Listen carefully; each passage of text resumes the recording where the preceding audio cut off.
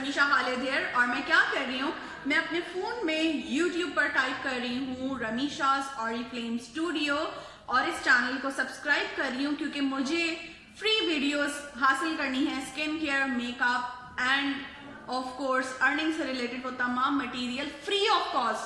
تو جلدی سے سبسکرائب کیجئے یہ چینل اور میری فیملی کا حصہ بنیے. Thank you. آپ کے ساتھ شیئر کیا جا رہا ہے اب یوٹیوب چینل کو سبسکرائب کرنے کا طریقہ. یوٹیوب اپلیکیشن پہ جائیں، یہاں پہ سرچ بار میں ٹائپ کریں رمیشاز اوریفلیم اسٹوڈیو، RAMEESHAORIFLAMESTUDIO اسٹوڈیو سرچ کیجئے گا.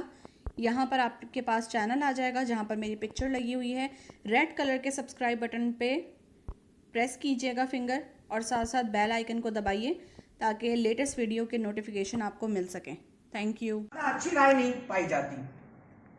اس کا مطلب یہ ہوتا ہے کہ اس طرح کی بات وہی شخص کرتا ہے کہ جو دوسرے جو لوگ باتیں کرتے ہیں نا ان پر جلدی جیسے کہتے ہیں کچے کانوں کا شخص. ٹھیک ہے. اچھا اب اس میں معاملہ یہ ہوتا ہے کہ میڈیا جو ہے یہ ایک ایسی چیز ہے کہ جو کسی بھی ہیرو کو زیرو اور زیرو کو ہیرو بنا کر پیش کر سکتا ہے. مجھے آج تک یاد ہے بھی کچھ ہی عرصے پہلے کراچی میں ایک آرڈر DIG ٹریفک نے دیا تھا کہ موٹر سائیکل پر جب 2 افراد بیٹھیں گے آگے پیچھے تو دونوں شخصوں کو ہیلمٹ لازمی پہننا ہے، اور ایون یہ تھا کہ خواتین جو ہیں ان کو بھی لازمی پہننا ہے. اب اس پر وہ طوفان بدتمیزی کھڑا ہو گیا.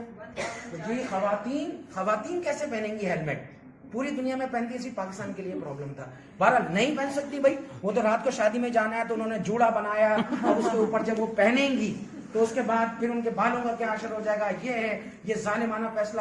یعنی اتنا ہوا کہ DIG ٹریفک کو وہ آرڈر واپس لینا پڑا. یہ لٹرلی بات بتا رہا ہوں، ابھی کچھ ہی عرصے پہلے کی بات ہے، کراچی میں ہوا تھا. وہ آپ نے سارے ٹاک شوز وغیرہ میں دیکھا ہوگا. اچھا اس نے آرڈر واپس لے لیا. اس نے کہا ٹھیک ہے جی خواتین جو ہے مستثنا ہے، خواتین ہیلمٹ نہیں پہنیں گی، لیکن اگر کوئی میل بیٹھے گا وہ لازمی پہنے گا.